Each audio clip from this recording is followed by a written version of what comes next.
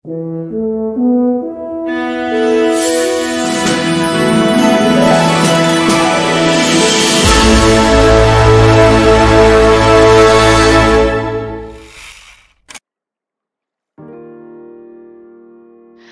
kasih juga tadi paparan Mbak Lola sudah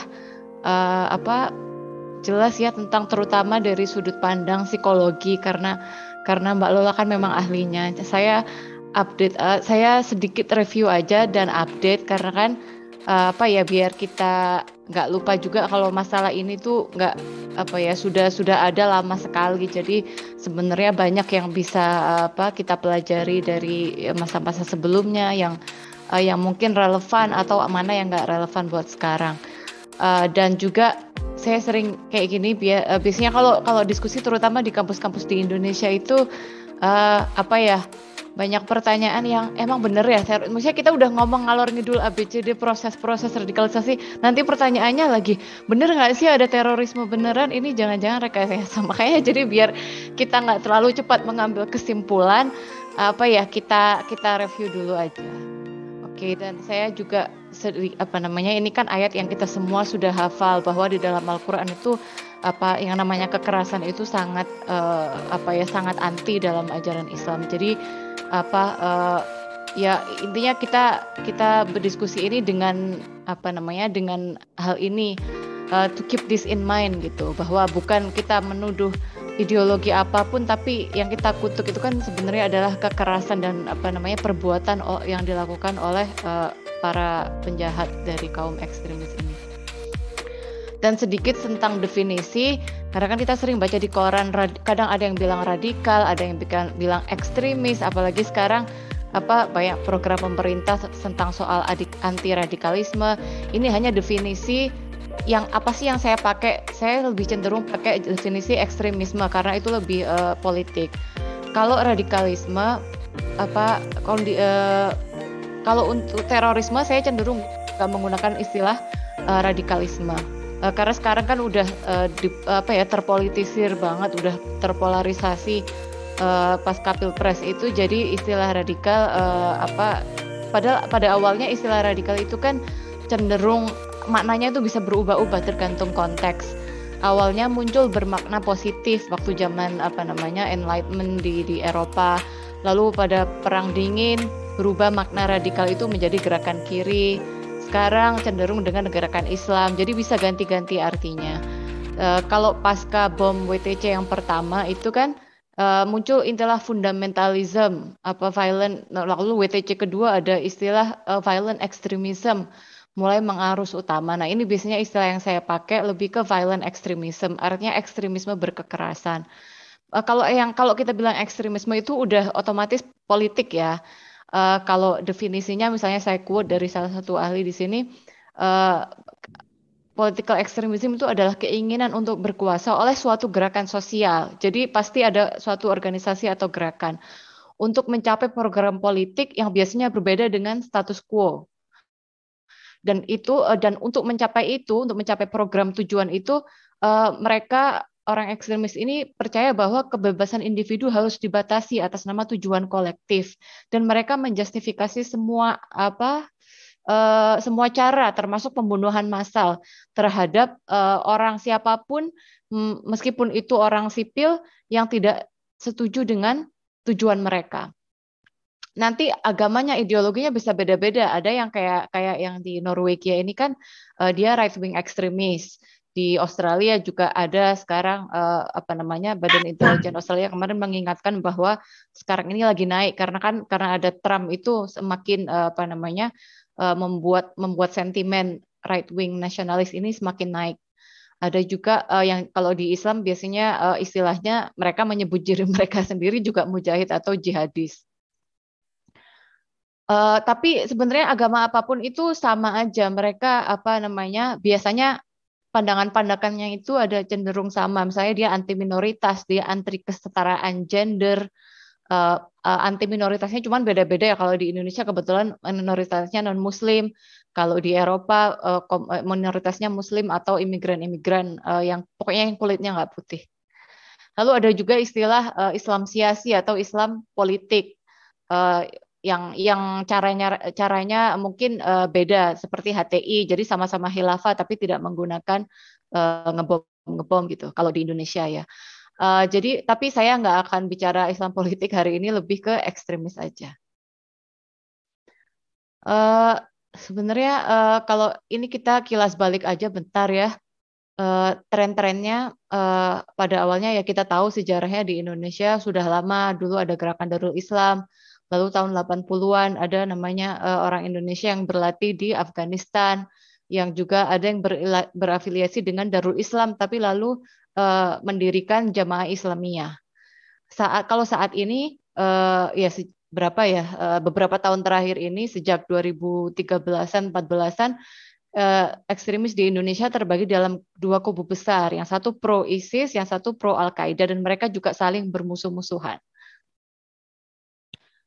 Mayoritas serangan teroris dalam 5 tahun terakhir dilakukan oleh kelompok yang terafiliasi dengan ISIS. Kalau di Indonesia dikenal dengan nama Jamaah Ansarud Daulah atau JAD.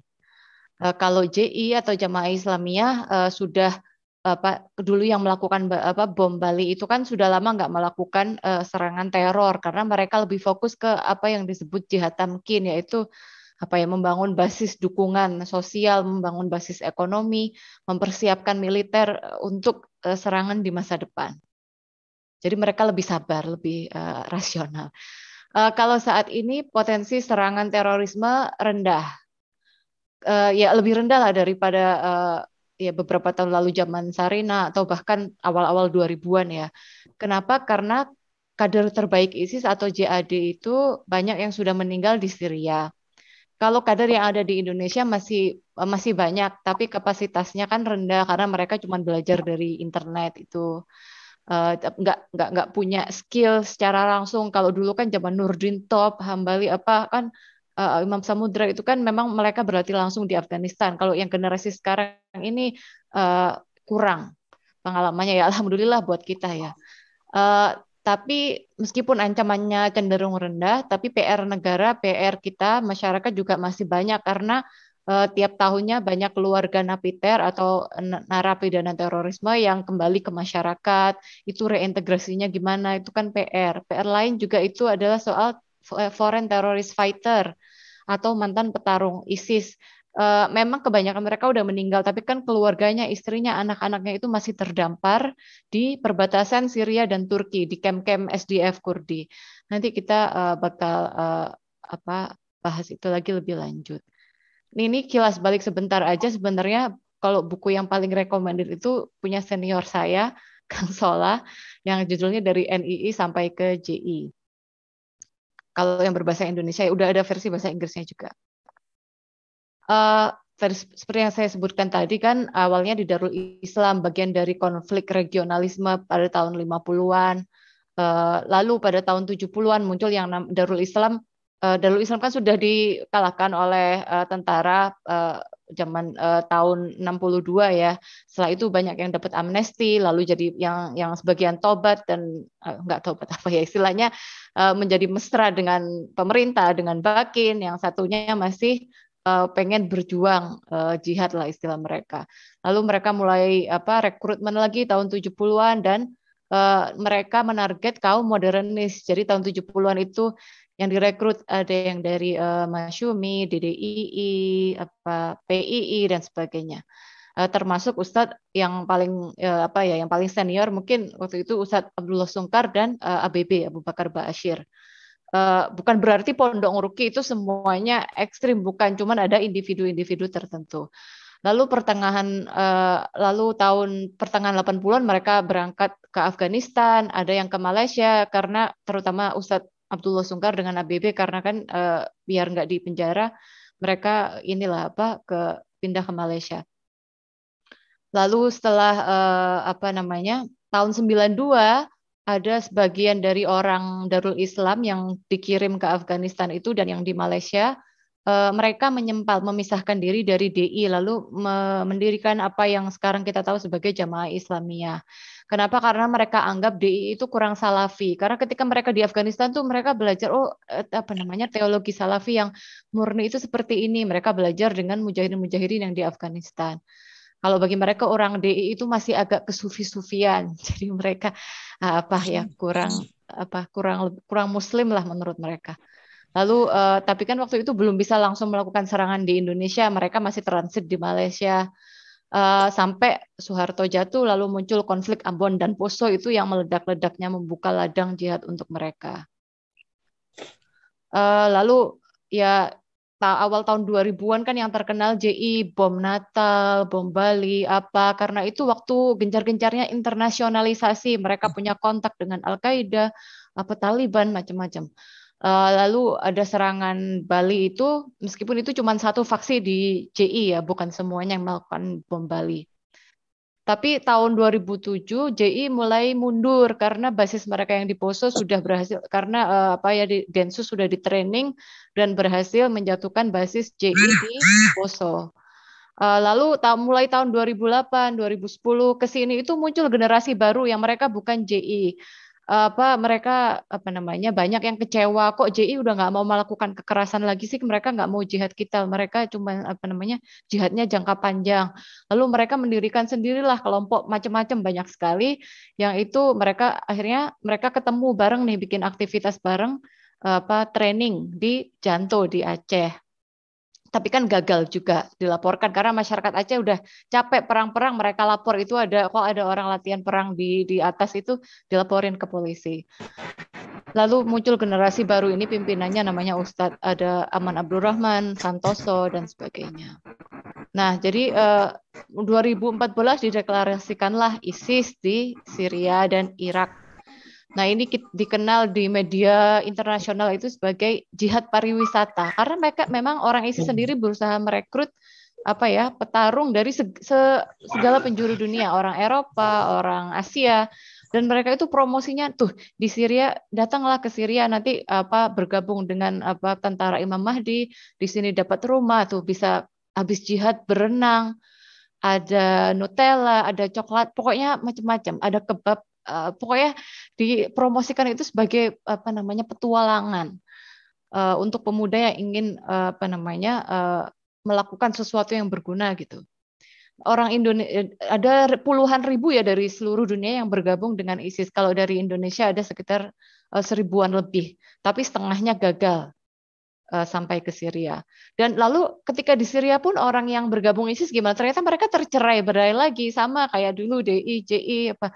Mereka tercerai-berai lagi. Ada Bahru Naim bikin kelompok sendiri, ini Bahrum Syah, ini drop out Win Syarif Hidayatullah.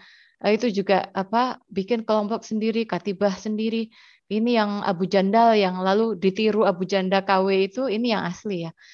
Itu orang Malang juga bikin sendiri. Ini alumni Indonesia di Moro juga bikin apa namanya ada faksi sendiri di ISIS. Nah, itu apa profil kelompok-kelompoknya. Sekarang tadi motivasi sudah dibahas Mbak Lola, saya cuman mengulang aja sedikit. Apa ya, benar kata Mbak Lola tadi itu nggak sama motivasi masing-masing orang tuh beda-beda. Ada yang ingin mencari keluarga baru, misalnya ini yang dulu yang ditugaskan ngebom JW Marriott itu. Apa dia kalau dia keluarganya waktu itu kebetulan broken home, lalu dia ketemu Ustadz ini yang menjadi mentor dia, tapi ternyata mentor dia ini tergabung dengan kelompok teroris. Lalu ada yang apa awalnya ikutan teman, tapi kan ada peer pressure, nggak enak sama teman, terus ada juga yang motifnya balas dendam karena misalnya dia tinggal di daerah konflik, yang orang Kristen sama Islam saling bunuh-bunuhan misalnya, atau dendam juga dengan polisi yang apa asal tembak menurut mereka jadi pelanggaran HAM, mereka dendam. Ada yang pengen petualangan aja, bukan mereka dari keluarga yang mapan, banyak itu juga dari keluarga yang berada sekolah di luar negeri, kerja di luar negeri, tapi mereka pengen berpetualang gitu ke Syria. Ada yang kalau generasi kedua, generasi ketiga jihadis kayak yang diceritakan Mbak Lola tadi itu apa ya ada rasa bangga meneruskan terah keluarganya itu. Ada yang dulu kayak ini termasuk buruh migran itu yang misalnya awalnya dia apa misalnya dia merasa kehidupannya itu banyak dosa atau apa kehidupan malam atau apalah lalu dia pengen tobat tapi yang kebanyakan itu betul kata Mbak Lola tadi itu idealisme dan rasa kemanusiaan, pengen membantu sesama Muslim di negara konflik. Ada juga motivasi ekonomi, tapi ini jarang sekali sebetulnya. Lalu kalau buruh migran tadi juga ada yang pengen menyelamatkan keluarganya dari api neraka, memberi syafaat. Ada yang juga self empowerment karena mereka merasa kok jadi pembantu yang buruh migran itu kan kurang mempunyai harga diri. Jadi lalu mereka dengan terlibat kepada kelompok yang jihad internasional ini mereka merasa derajatnya itu naik. Lalu mereka direkrut di mana macam-macam. Memang ada yang di pengajian, tapi bukan berarti ya kita tahu lah, maksudnya masjid-masjid mana, lokasi-lokasi tertentu yang memang mereka tuju. Lalu ada yang di rumah oleh keluarga, ada yang rohis di SM. Tapi kebanyakan memang kalau kita lihat data narapidana teroris itu mereka kebanyakan alumni sekolah umum, bukan alumni pesantren atau sekolah Islam. Ada yang direkrut di luar negeri, ada yang direkrut di dalam lapas, preman tobat, lalu ikut kelompok-kelompok ekstremis ini. Ada yang juga melalui online tadi yang sudah dijelaskan Mbak Lola. Lalu bagaimana dengan soal ideologi? Kan sering dikatakan ideologi itu yang paling penting. Sebenarnya ideologi itu penting untuk memperkuat ikatan antar anggota kelompok daripada menjadi alasan untuk pertama kali bergabung. Mau berhijrah ke Syria itu bukan berarti dia sudah apal ngelontok dalil-dalil atau ideologi ISIS. Makanya ada juga orang yang udah sampai Syria lalu menyesal karena mereka sebenarnya belum paham ideologinya. Tapi ada juga orang-orang tertentu seperti Bahrum Syah tadi yang tertarik kepada ISIS setelah membaca blog-blog mereka. Lalu tentang perempuan ya, akhir-akhir ini kan banyak sekali disorot media tentang perang perempuan di kelompok ekstremis. Memang era ISIS ini bedanya dengan Al-Qaeda, bedanya dengan Taliban, itu mereka menonjolkan peran perempuan. Ini misalnya adalah manifesto yang ditulis oleh anggota ISIS di Syria sana yang perempuan. Asal awalnya manifesto ini berbahasa Arab tapi sudah diterjemahkan ke bahasa Inggris oleh Quliam Foundation. Dan ini bagus sekali kalau mau baca kritik mereka terhadap feminisme, alasan mereka yang dari Eropa, dari negara mana bergabung dengan ISIS, dari si perempuan ini sendiri. Di Indonesia juga peran perempuan sudah semakin menonjol ya, awalnya cuma jadi istri, jadi pendidik anak-anak, terus ada yang juga sekarang udah jadi propaganda, ada yang jadi pegang senjata, ada financing dan sebagainya. Kenapa kok ISIS ini, bagaimana sih ISIS ini memotivasi perempuan? Karena yang dipromosikan ISIS itu adalah jihad sekeluarga.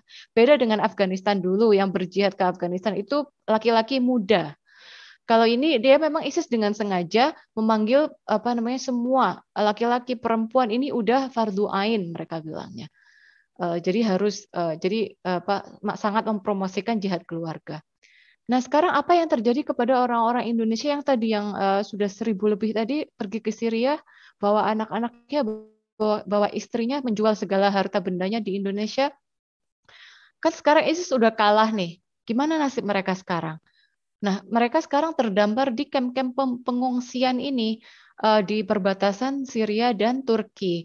Kamp ini yang menghandle adalah SDF atau tentara Kurdi yang mendapat subsidi dari Amerika dan negara-negara koalisi. Dan nggak cuma orang Indonesia ya, ada lebih dari 11.000 perempuan dan anak-anak ex-ISIS yang terdampar di kamp ini, si kamp Kurdi namanya kamp Al-Hol, ada kamp yang lain-lain juga. Ada orang Indonesia, tapi berbagai ada orang Rusia, Amerika, segala macam. Tapi kebanyakan negara-negara ini masih enggan memulangkan warganya yang ex-ISIS ini, yang meskipun mereka hitungannya sudah kayak pengungsi ya, sudah nggak ada organisasi atau ISIS yang punya teritori kayak waktu tahun 2015 sampai 2017 itu. Dan sebenarnya